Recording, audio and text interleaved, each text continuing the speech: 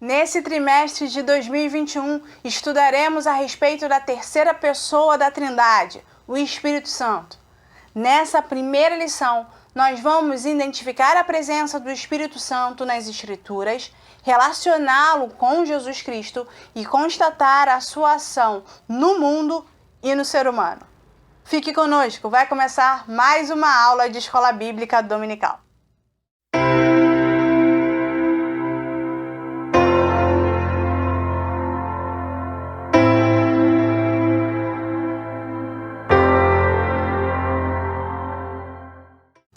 A paz do Senhor, meus amados irmãos, bem-vindos à primeira aula de 2021. Nesse trimestre, como já foi dito na chamada, nós vamos falar a respeito da terceira pessoa da Trindade, o Espírito Santo. Por isso, a lição de número 1 tem por título A Pessoa do Espírito Santo. O texto base que sustenta a aula de hoje vão se encontrar em 2 capítulos de João.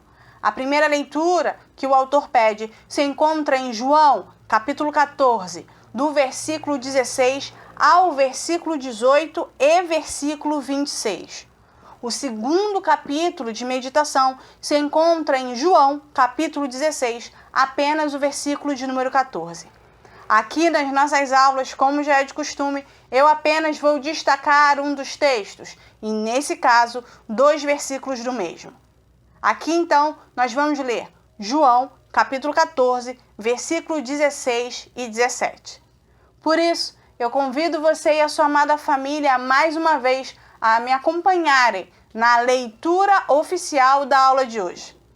Diz assim a palavra do Senhor, em João, capítulo 14, apenas o versículo de número 16 e 17.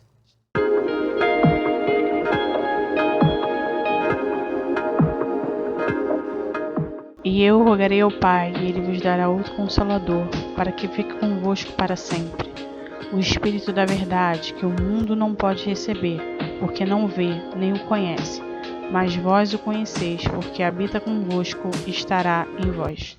Então, a primeira lição desse trimestre tem como objetivo nos mostrar uma visão geral sobre a pessoa do Espírito Santo e nos mostrar o que a Bíblia nos ensina sobre ele. Por isso, nós vamos dividir o conteúdo da aula de hoje em 3 tópicos mais a conclusão. Um aviso antes de eu descrever todos os tópicos. Eu fiz umas modificações durante a aula, mas não se preocupe. Tudo aquilo que você ouvir aqui vai estar na sua revista. Manuela, que modificações você fez? Eu só troquei a ordem. O conteúdo que seria do tópico 1, eu passei para o tópico 2 dessa aula.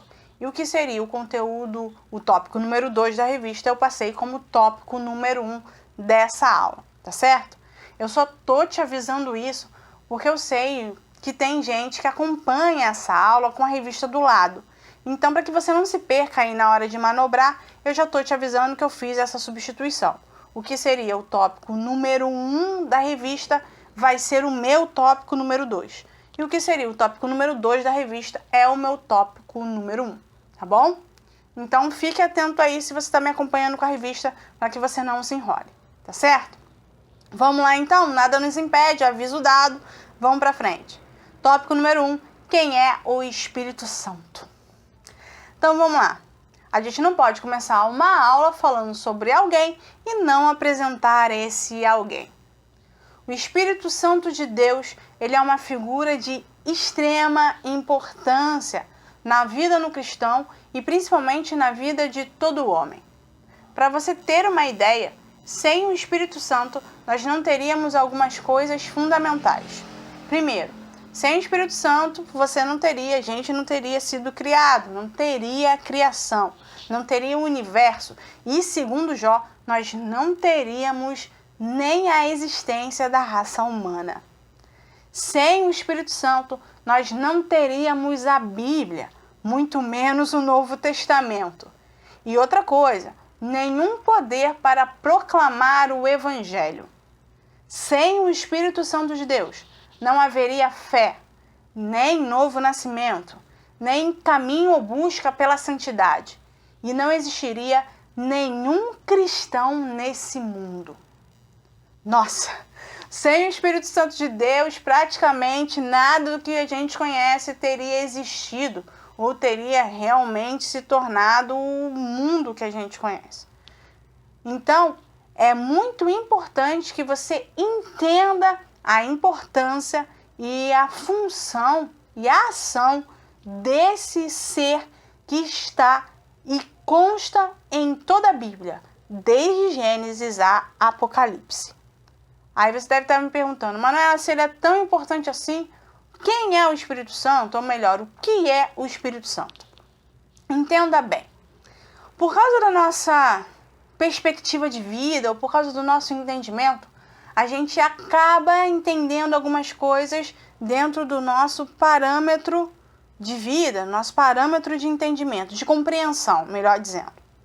Então, quando alguém fala para você que o Espírito Santo de Deus é uma pessoa, a gente tem a mania, né, ou o hábito automático de identificar o Espírito Santo, né, por ser uma pessoa, como uma pessoa de fato, como um ser corpóreo material. Entenda, quando a gente está falando que o Espírito Santo de Deus ele é uma pessoa, a gente está falando de características pessoais, individuais dele, que apresentam ele como um ser que tem vida, um ser que tem sentimentos, individualidades e principalmente tem propósito. O Espírito Santo de Deus, ele é uma pessoa, não em sua forma corpórea, até porque ele é um ser espiritual e não um ser material. Mas ele é considerado, chamado, ele é de fato uma pessoa por causa da sua essência na totalidade, ou seja, por causa de tudo aquilo, de todos os atributos que ele carrega quando nos aprofundamos sobre ele. A segunda coisa que a gente precisa ficar bem fixado, né, a gente precisa trazer de forma bem fixada, é que o Espírito Santo ele é um ser espiritual e um ser divino, tá certo? O Espírito Santo é da mesma essência do Pai e do Filho. Se o Pai é Deus e é divino, o Filho também é divino. E, obviamente, o Espírito, que é o Espírito do próprio Deus, também é um ser divino. Aqui também vale uma terceira observação. A gente está falando de uma trindade, de um Deus que, ao mesmo tempo que é um, se manifesta de três formas diferentes para o homem. E essas três formas, ao mesmo tempo que são um único Deus, são seres e manifestações individuais, com propósitos individuais e com ações individuais. Tá certo? Parece confuso, mas não é. Tá bom? Se você for reparar em toda a Bíblia, nós temos a atuação dos três e de cada um de forma individual. Tá? Se você for reparar o Antigo Testamento, nós temos aí a ação do Pai e a ação pontual do Espírito Santo. Se formos para o Novo Testamento, pegando aí os Evangelhos, nós temos a atuação do Filho e o auxílio do Espírito Santo para com o Filho. E de Atos para frente, ou das pregações depois do Pentecostes, com os apóstolos, nós vamos observar a extensa atuação do Espírito Santo de Deus.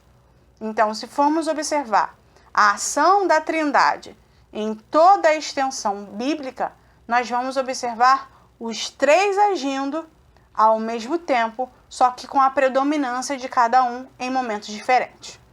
Nesse caso e nesse estudo, nós vamos estar dando total atenção, ou colocando em destaque, melhor dizendo, ao Espírito Santo de Deus. Então, só nessa pequena introdução, você aprendeu que o Espírito Santo de Deus é uma pessoa, mesmo que ele não tenha forma corpórea, e que ele é tratado desse jeito porque ele tem atributos e características que o identificam como tal. Mas, Manuela, então, quais são esses atributos que identificam o Espírito Santo como uma pessoa? Ah, e claro, não esquecendo que ele é um ser divino. Tá certo? Então vamos lá. O Espírito Santo de Deus, ele é um ser individual, ou seja, ele tem individualidade, tá? Os textos e as referências vão estar aqui do lado para que você possa conferir. Ou seja, o Espírito Santo, ele é um ser único, de apresentação única e de manifestação própria dele, certo? Segunda coisa que eu já acabei falando aqui, o Espírito Santo, ele é um ser divino, ele é da mesma essência do Pai e do Filho. E não é como algumas pessoas o representam, como um poder ou como um ser de apenas influência. Não, ele é a própria essência do próprio Deus em ação no mundo e na vida do homem, tá certo? Com um objetivo e uma função específica, tá bom? Dentre essas características, existem atributos bem singulares a respeito dessa figura importante. Primeiro, ele sente, aí, né, identificando ele como pessoa. Segunda coisa, ele determina, ou seja, ele é um ser de autoridade, tá? E ele tem a faculdade de amar e deleitar-se na comunhão. Manuela explica isso. O Espírito Santo de Deus sente, o Espírito Santo de Deus pensa, ele conhece o amor, ele tem a capacidade de amar e de demonstrar o amor de Deus, tanto é que a gente vai observar isso ao longo das Escrituras, e no deleitar-se na comunhão, significa que ele também é um ser de relacionamento com o homem, tá certo? Então, até aqui a gente já aprendeu muitas coisas a respeito do Espírito Santo, que ele é uma pessoa, ele é um ser divino, tá certo? E que ele aqui tem sentimentos. Por isso que uma das maiores advertências bíblicas que a gente tem ao longo aí da Bíblia, que impera até hoje, é o fato de não entristecermos o Espírito Santo de Deus. Esse é um pecado que não é perdoado, tá? Isso aqui caracteriza de forma bem clara que o Espírito Santo de Deus tem sentimentos, tá bom? Ele se entristece, ele se alegra, ele ama, ele pensa, ele atua, ele determina, ele tem características bem próprias. A terceira coisa que você precisa saber nesse tópico, que eu já estou fechando, é qual é o objetivo de Deus ao enviar o Espírito Santo. O Pai enviou o Espírito Santo para levar os crentes à presença e à comunhão com Jesus Cristo. O Espírito Santo é o elo que nos liga e que nos aproxima do Senhor Jesus, tá certo? Então, o Espírito Santo é aquele que nos auxilia e nos direciona a termos relacionamento com o Filho para que possamos alcançar o Pai, tá bom? Então, só aqui eu já te apresentei quem é o Espírito Santo, qual é a forma do Espírito Santo, por que ele é tratado como uma pessoa e principalmente porque a sua importância é tão gritante quando nós observamos a nossa conduta como crente, tá bom? Vamos para a prática, que na prática vai ficar bem mais fácil. Vamos lá? Tópico 2, o Espírito Santo nas Escrituras. Agora que você já sabe quem é o Espírito Santo e por que ele é tratado como uma pessoa e não é por causa da sua forma corpórea, a gente precisa identificá-lo dentro da Bíblia, né? Encontrá-lo aí dentro das Escrituras. O Espírito Santo de Deus, ele aparece em toda a Escritura, tá certo? Desde a criação até a consumação de todas as coisas. Em outras palavras, de Gênesis a Apocalipse. Ele é uma figura imprescindível do plano divino da redenção. No Antigo Testamento, observamos o Espírito Santo na criação, como eu já disse, na profecia, com poder e na escatologia. Lembre-se aqui, quando eu falo de escatologia dentro desse contexto que eu estou apresentando a você, eu estou falando daquilo que vai vir no futuro. Eu estou apresentando a você que já naquele tempo já havia uma visão futura da presença do Espírito Santo, ou melhor, do derramar pleno do Espírito Santo de Deus, tá bom? Então, estou usando escatologia só para apontar você ao futuro dentro do Antigo Testamento, tá? Então, vamos lá.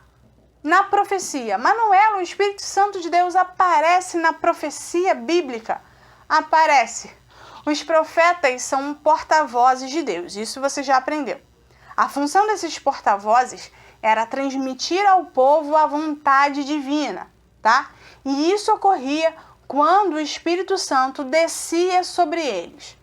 Nós vamos ver essa manifestação em muitas declarações dos profetas. Então, todo profeta vai deixar bem claro que veio o Espírito de Deus sobre mim, o Espírito Santo de Deus desceu sobre mim, para que depois ele vá lá e transmita a mensagem, tá certo? Mas, Manuela, nem só os profetas profetizaram.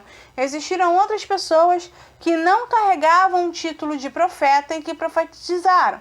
Sim, isso aconteceu.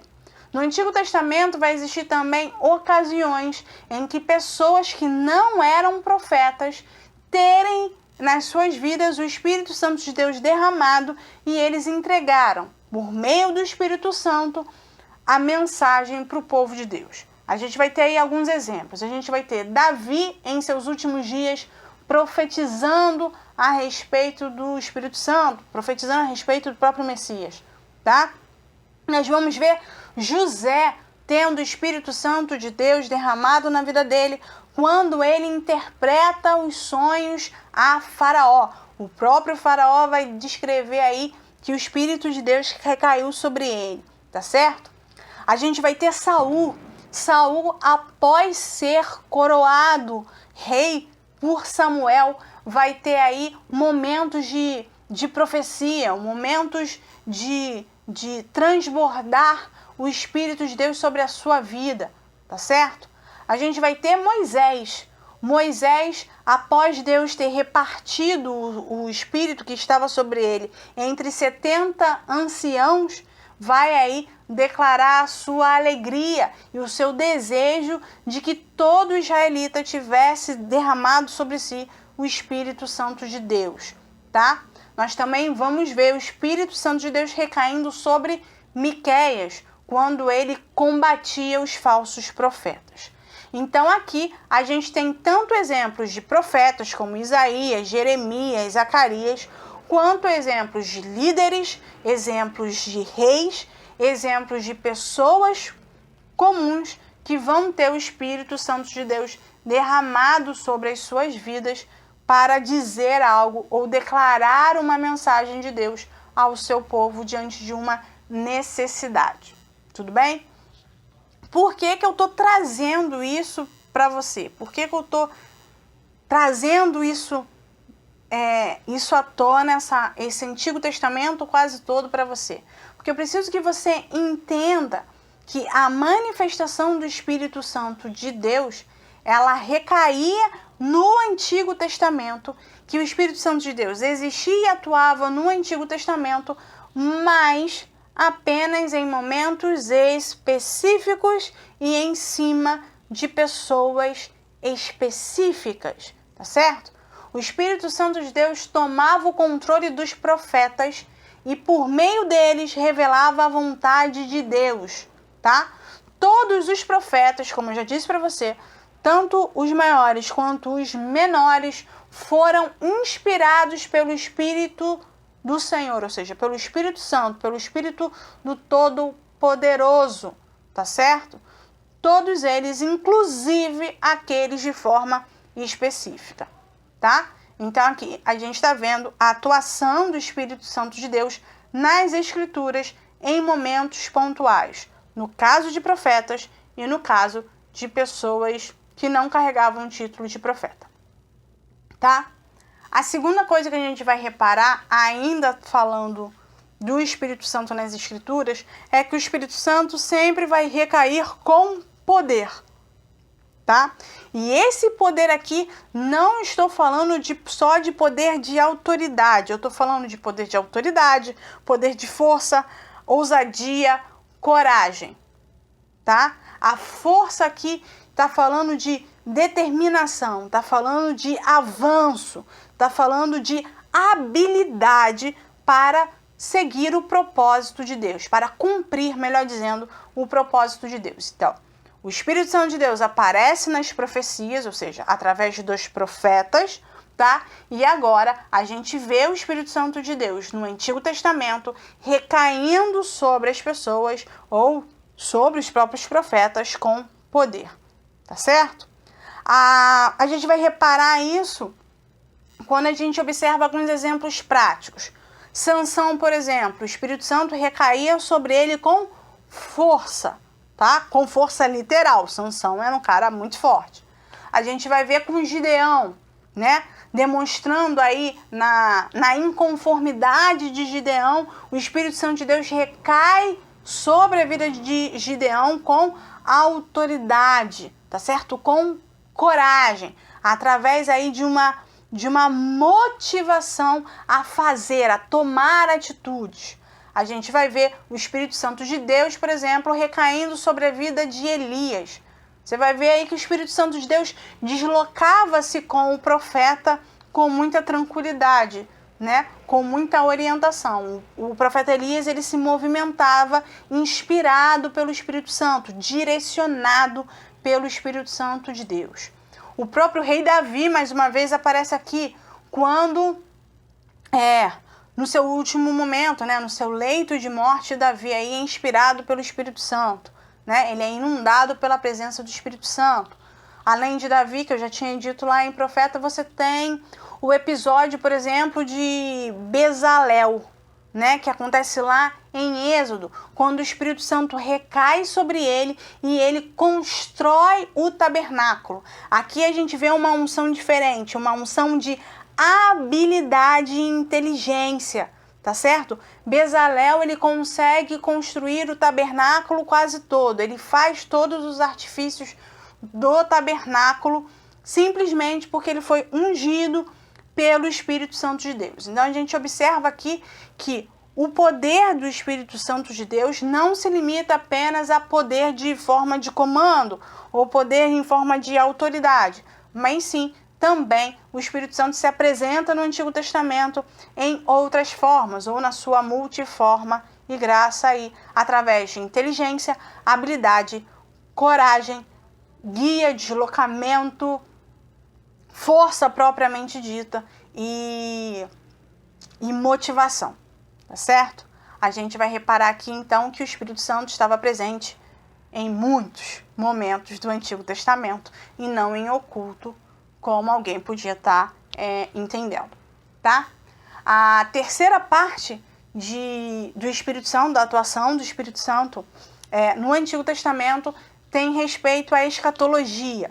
Não a escatologia só sobre o fim de todas as coisas, mas na escatologia no sentido de, no Antigo Testamento, eu observar ou compreender o futuro, tá bom? Nos tempos do Antigo Testamento, como eu já disse para você, o Espírito Santo ele não repousava sobre todo mundo. Tinha lá alguns requisitos para o Espírito Santo recair sobre alguém ou a determinação do próprio Deus. Porém, Deus, através dos seus profetas, anunciaram um derramamento do seu Espírito sobre todos muito tempo antes do Pentecostes, que vai acontecer lá em Atos. Então, antes do derramar do Espírito Santo em Pentecostes, tá? Eu já havia anunciado, já tinha um anúncio, melhor dizendo, do derramar do Espírito Santo a toda a criatura já no Antigo Testamento. Aqui eu tenho o profeta Joel falando sobre isso, eu tenho o profeta Isaías, eu tenho o profeta Ezequiel e tenho o profeta Ageu. Ou seja, 4 profetas já anunciavam que no futuro o Espírito Santo de Deus não recairia somente em pontos específicos ou em pessoas específicas, mas recairia sobre todos aqueles que desejassem aí ter comunhão com Deus. Outro fator bem interessante que precisa ser dito aqui, e talvez eu volte com ele mais lá para frente, é que o derramar do Espírito Santo, ele recaía num momento específico, tá certo? E para uma ação específica, para um momento específico. Após a conclusão do seu objetivo, o Espírito Santo de Deus se retirava, né? Ou saía, se ausentava daquela pessoa, tá certo? Ele vai lá e se afasta porque já foi cumprido o objetivo. Então, em todo o Antigo Testamento, o Espírito Santo de Deus aparece? Aparece. pessoas específicas, momentos específicos e só durava um momento exato para que o objetivo para o qual foi mandado fosse realizado. Tá bom? Esse é o Espírito Santo no Antigo Testamento. No Novo Testamento, o Espírito Santo de Deus aparece. No Novo Testamento, o Espírito Santo de Deus aparece e vai aparecer bastante, agora com muito mais frequência. No Novo Testamento, as referências sobre o Espírito Santo são bem maiores, são bem abundantes, tá? O ensino do Novo Testamento sobre o Espírito Santo cumpre aquilo que foi dito, né, que foi predito no Antigo Testamento, dentro daquelas profecias, né, daqueles profetas que eu disse para vocês, e a sua presença agora cobre todo o contexto, ou seja, a partir de agora o Espírito Santo vai aparecer bem mais e por uma longa duração, tá certo? Desde a concepção de Jesus até o Apocalipse, o Espírito Santo vai estar presente e de forma constante até o final de todas as coisas, até ele ser retirado e a igreja junto com ele, tá bom? Então vamos lá. O Novo Testamento enfatiza demais o Espírito Santo de Deus. O Novo Testamento tem como função enfatizar não só o Espírito, mas os seus dons, a sua obra, a sua inspiração, a comunhão e a sua habitação no meio dos cristãos, tá? Essa informação acaba sendo bem transmitida por Lucas e pelo apóstolo Paulo. Manuela, mas a gente tem aí os evangelhos sinóticos, sim. Os 4 evangelhos sinóticos vão repetir as mesmas informações com destinatários diferentes e com objetivos diferentes, tá? São 4 pessoas diferentes. Só que Lucas vai ser mais minimalista e específico quando for retratar principalmente o nascimento de Jesus. Então, Lucas e o apóstolo Paulo são, dentro do Novo Testamento, os que mais abordam a presença do Espírito Santo e que estimulam aí os olhos, para que os olhos se voltem para a figura do Espírito Santo. Tudo bem? Então, Lucas e as cartas paulinas acabam sendo, dentro do Novo Testamento, as maiores responsáveis por referências a respeito do Espírito Santo agora de forma direta e de forma contínua, já que a sua presença agora, depois de Pentecostes, permaneceu. Tá bom? Então, aqui eu apresentei a vocês em que momentos da Bíblia a Bíblia confirma não só quem é o Espírito Santo, mas também a sua presença e atuação. Então, no Antigo e no Novo, o Espírito Santo aparece? Sim, ele aparece nos dois.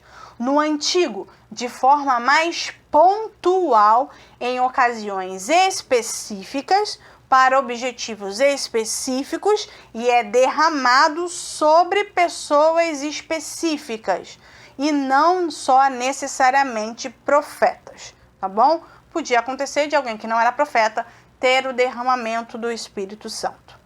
No Antigo Testamento também a manifestação do poder do Espírito Santo não era limitada a só poder, mas era também força, habilidade, inteligência, instrução, deslocamento ou direção, tá certo? Daquele que estava com o Espírito Santo sobre a sua vida, tá bom? E a permanência dele só durava o tempo determinado para que aquele objetivo para o qual foi mandado fosse cumprido. E no Novo Testamento? No Novo Testamento, o Espírito Santo, desde o nascimento de Jesus até tudo terminar, aparece de forma constante, tendo aí com Lucas e Paulo um maior estímulo para a presença dele e, claro, para a nossa maior atenção a quem é o Espírito Santo de Deus. Paulo vai demonstrar muita relevância à igreja com relação à busca pela presença do Espírito Santo. Tudo bem, então? Então a gente já sabe quem é o Espírito Santo, já identificou nas Escrituras aonde o Espírito Santo se encontra e agora vem a parte mais esperada de toda a aula, o relacionamento entre Jesus e o Espírito Santo.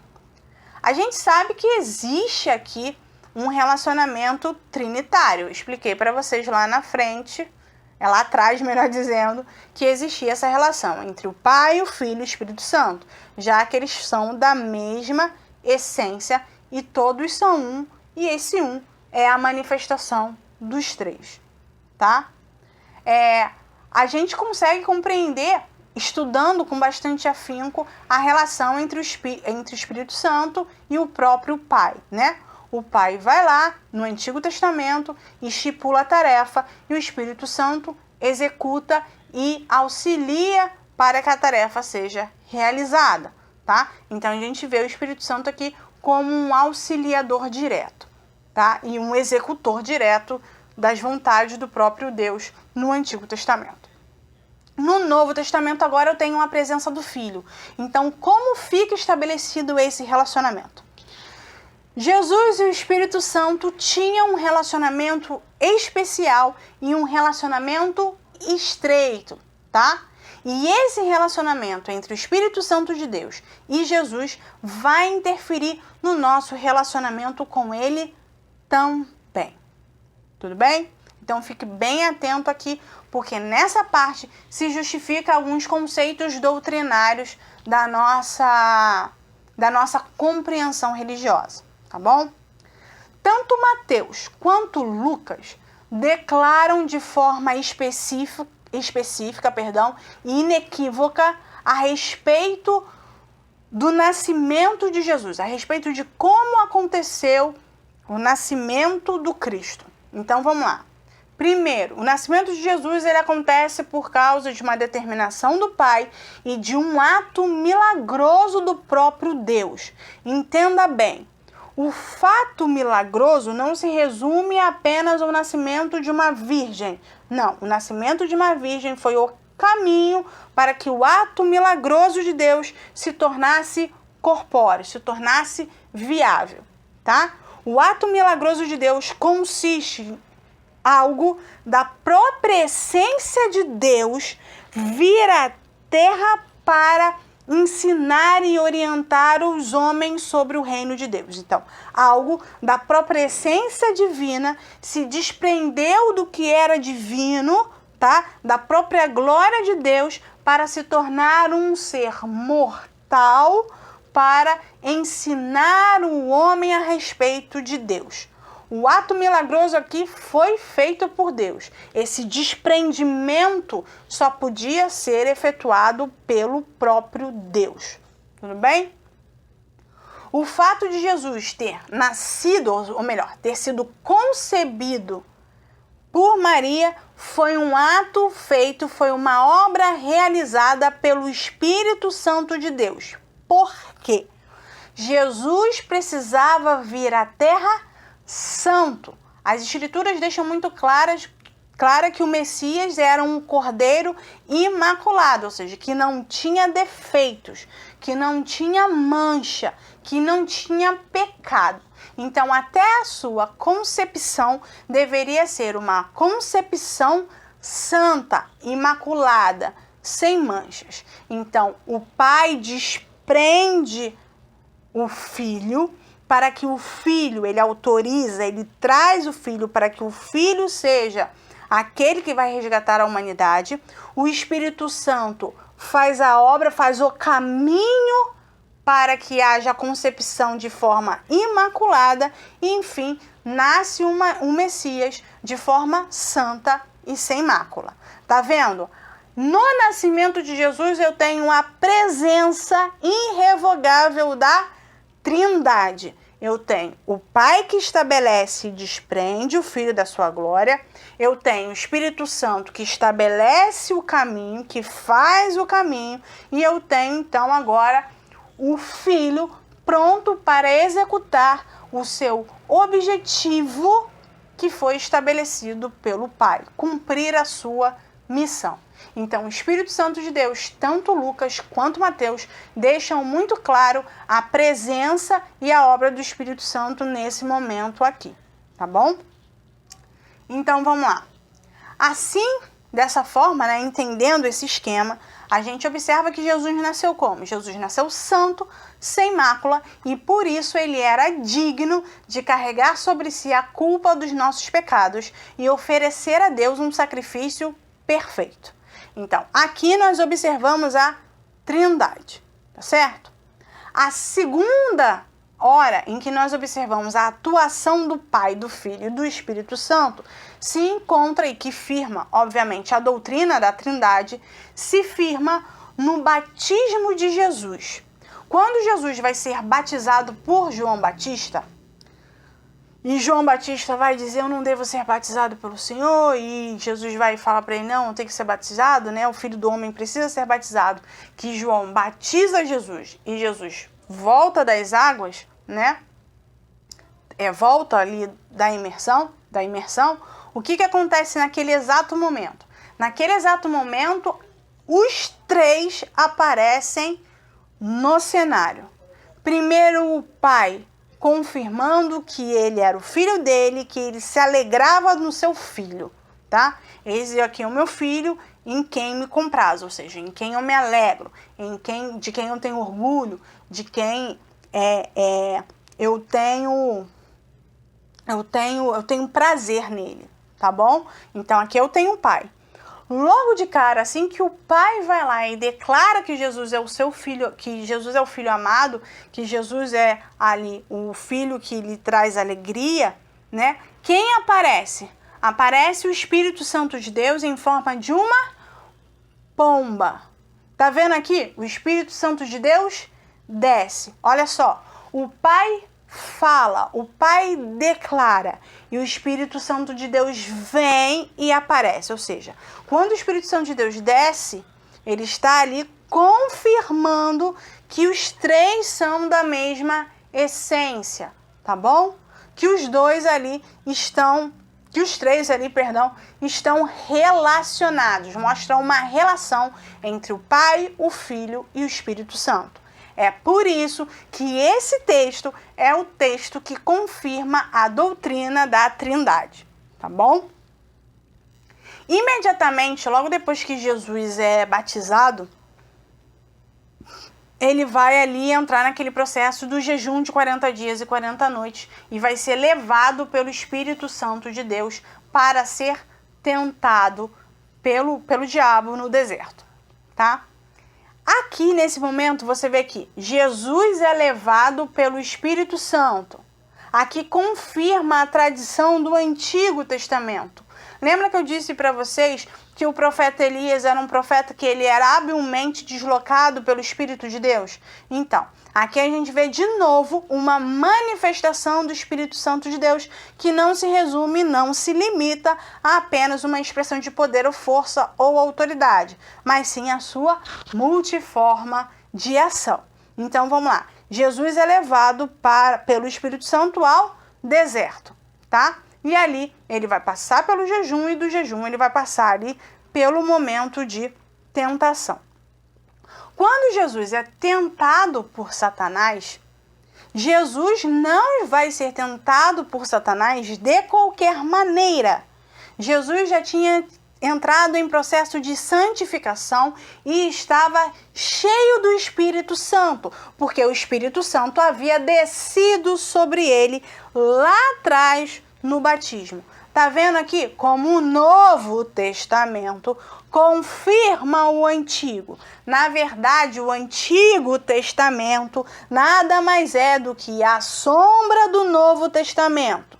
Tudo que vai acontecer no Novo, os personagens principais do Novo já aparecem e já delatam sua função e o seu objetivo no Antigo Testamento. Tá vendo? O Pai aparece, o Espírito Santo de Deus desce, Jesus entra em processo de santificação, ele entra em jejum, ele já está cheio do Espírito Santo de Deus e agora ele vai para o deserto ser tentado. Manuela, por que você utilizou o termo santificação? Porque você falou para mim que quando Jesus nasceu, Jesus já era santo e imaculado. Entenda muito bem. A função de Jesus tem duas funções claríssimas quando veio à Terra. O primeiro era ensinar ao povo sobre o reino de Deus e o caminho que deveria ser seguido para alcançá-lo. E segundo, ser ali o sacrifício perfeito. Quando Jesus ensinava, Jesus não ensinava o povo apenas com palavras, mas ensinava o povo também através de exemplos. Então, quando Jesus foi batizado, ele não precisava ser batizado, mas ele foi batizado porque ele precisava dar exemplo. Exemplo também é ensinamento. Jesus jejuou, não porque ele precisava, ele já era santo, mas ele jejuou para demonstrar exemplo. Lembre-se, depois de muitos anos, eu e você precisaríamos de referência. Então vamos lá, ó. Por isso que a Bíblia foi escrita, por isso que a Bíblia foi inspirada. Para quê? Para que eu e você tivéssemos um exemplo de referência, algo que perpetuasse, tá bom?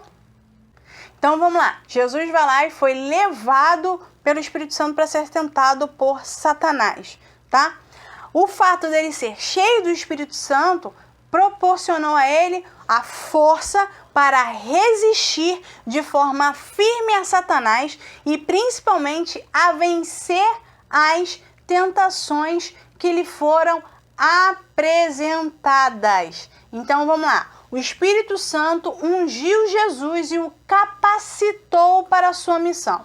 Aí você vai perguntar de novo para mim, Manuela, mas Jesus não era o próprio Deus? Sim, Jesus era Deus. João vai deixar isso muito claro. Jesus era Deus. Mas Timóteo também vai dizer que Jesus também era homem. Tudo bem? Como ser humano, ele dependia da ajuda e do poder do Espírito Santo para cumprir as suas responsabilidades diante de Deus. Então você vai reparar aí nas referências que o Espírito Santo age como auxiliador do Filho, para que o Filho consiga cumprir o seu objetivo, o objetivo da sua missão. Porque Jesus era Deus, mas naquele momento ele estava atuando como homem para ensinar ao homem, através da perspectiva do homem, a respeito daquilo que era espiritual. Então, Jesus era 100% Deus e 100% homem. E ele vai ter o auxílio, ele vai ser derramado sobre ele o Espírito Santo de Deus por dois motivos. O primeiro, para cumprir aquilo que foi dito pelos profetas no Antigo Testamento. E segundo, para dizer para mim e para você que nós, como seres humanos, assim como ele se caracterizou um dia, precisamos do auxílio do Espírito Santo de Deus, porque o homem sozinho não tem capacidade para enfrentar o inimigo, não tem capacidade para enfrentar a maldade, tá certo? Então presta muita atenção aqui nesse detalhe, porque esse detalhe demonstra que Jesus veio para ensinar e nos ensinar coisas extremamente importantes com relação à nossa batalha espiritual, tá certo? Então, continuando aqui. O Espírito Santo, então, auxilia Jesus durante todo o seu ministério para cumprir as suas responsabilidades diante de Deus. Como um homem ungido pelo Espírito Santo, Jesus podia viver e proclamar o Evangelho, tá? Ou seja, Jesus podia viver, servir e proclamar. Quando a gente vai observar os frutos do Espírito Santo, a gente vai observar alguns detalhes muito interessantes. A gente também vai observar que quando Jesus fala a respeito do Espírito Santo de Deus, quando ele já vai subir, ele fala, eu não vos deixarei órfãos, eu vou deixar aqui o ajudador, o ensinador, ele vai dizendo todas as capacidades do Espírito Santo de Deus, ele está dizendo que todas as vezes que o homem se encontrar numa dificuldade, ele precisa recorrer ao Espírito Santo de Deus. E quando se trata de viver, nós precisamos de auxílio do Espírito Santo de Deus. nós por nós mesmos nós não vivemos bem e muito menos vivemos corretamente. Nós só vivemos da forma adequada, auxiliados e orientados pelo Espírito Santo de Deus. Servir. Nenhum de nós em sã consciência, no seu aspecto humano, serviríamos. Nenhum de nós conseguiríamos ultrapassar o nosso orgulho ou as nossas vontades para servir o outro, principalmente os nossos inimigos.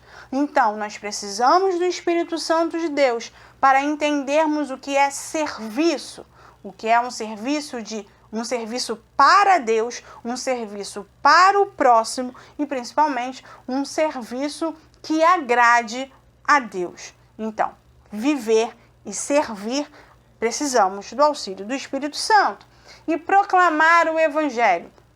Sem a atuação do Espírito Santo, nós não conseguiríamos proclamar o Evangelho. Nós vemos isso de forma muito prática nas nossas igrejas. A gente observa que o tempo todo a gente precisa estar pedindo auxílio para o Espírito Santo de Deus, para pregarmos, para falarmos, para cantarmos, para darmos uma aula. Nós precisamos dessa orientação, da inspiração do Espírito Santo de Deus para não cometermos erros e colocarmos doutrinas humanas dentro daquilo que é 100% divino e espiritual. Tá certo? Então aqui Jesus nos ensina em toda a sua vida a necessidade e o auxílio que nós temos do Espírito Santo de Deus. Por isso, Jesus ele é o perfeito exemplo para o cristão. Então, quem é o exemplo do cristão? Não é o homem, mas é o Cristo, 100% Deus e 100% homem, que viveu no nosso meio para nos dar exemplo e nos ensinar a respeito do reino de Deus e principalmente para ser sacrifício vivo por mim e por você, tá? Aqui, nesses episódios que a gente acabou trabalhando, nós aprendemos que assim como o Pai no Antigo Testamento, o Espírito Santo permanece em contínua atuação com o Filho no Novo Testamento. E agora, depois do Pentecostes, nós temos aqui um auxiliador direto de quem? Um auxiliador direto da igreja, como o próprio Cristo vai declarar e o próprio texto de Atos dos Apóstolos vai deixar bem claro. Sem falar que as cartas paulinas vão fazer o favor de exaltar essa figura e dessa figura que é fundamental para a sobrevivência do cristão e da igreja, tá? Então vamos para a conclusão. Ao iniciarmos esse estudo sobre, a respeito do Espírito Santo de Deus, a intenção é que você não só conheça a terceira pessoa da Trindade, mas também a sua importância genuína no plano divino e que aprenda a se relacionar com o Espírito Santo, porque ele é um elo inalterável, indissolúvel do nosso relacionamento com o Senhor. À luz dessas verdades, ou seja, entendendo essas verdades, nós devemos tratá-lo como pessoa que é, ou seja, respeitar os seus sentimentos e a sua individualidade de ação, e considerá-lo Deus vivo, porque ele é da mesma essência do Pai e do Filho, e por isso ele é digno da nossa adoração, do nosso amor e da nossa dedicação. Eu espero que você tenha compreendido a aula de hoje. Se você sentiu alguma dúvida, por favor, não deixe de fazer a sua pergunta nos nossos comentários. Se você é da nossa igreja, você já sabe onde me encontrar, é só mandar lá uma pergunta por WhatsApp ou me abordar mesmo na própria igreja, tá certo? Antes de terminar esse vídeo, eu vou pedir a você mais uma vez esse ano, não se esqueça de se inscrever, ativar o sininho, curtir esse vídeo e principalmente compartilhar essa aula com os seus amigos e familiares. Isso nos ajuda a divulgar não só o Evangelho, mas o ensinamento da Palavra de Deus. Que Deus a todos abençoe, um excelente início de ano e nos vemos na próxima aula, no próximo domingo. A paz do Senhor Jesus. Fiquem com Deus.